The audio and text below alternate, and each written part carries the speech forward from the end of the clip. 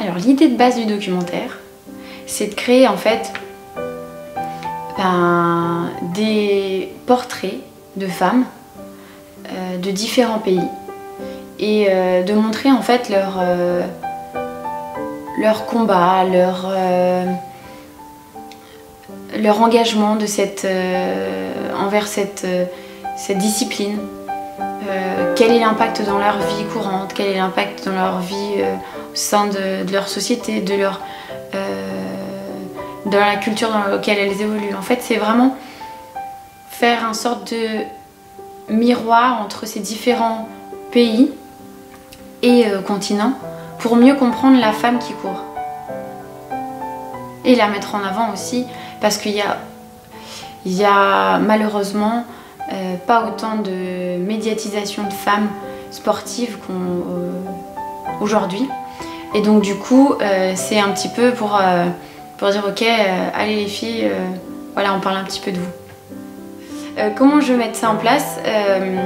Donc j'ai fait pas mal d'interviews, donc une centaine d'interviews pendant ces 2 ans. L'idée c'est de vous partager quelques-uns de ces portraits dans les différents pays. Alors pas tous les pays parce que sinon je pense que ça vous lasserait, mais quelques personnes que j'ai rencontrées dans des continents et qui parleront un petit peu de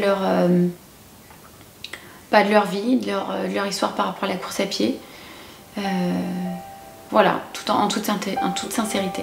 Je repense à Elena, donc cette femme d'une trentaine d'années qui en fait devait courir et gagner des compétitions. Donc elle vient du Kenya. Elle m'a expliqué que c'était très dur pour elle de devoir se mettre à la course à pied, mais elle a essayé. Elle n'a pas lâché l'affaire et elle a fait en sorte qu'elle y arrive et qu'elle construise sa maison, qu'elle nourrisse ses enfants, qu'elle les scolarise. Donc voilà, je pense qu'elle a été d'une sincérité. Je pense que c'est la sincérité que je retiendrai d'elle. Je pense qu'elle m'a perçue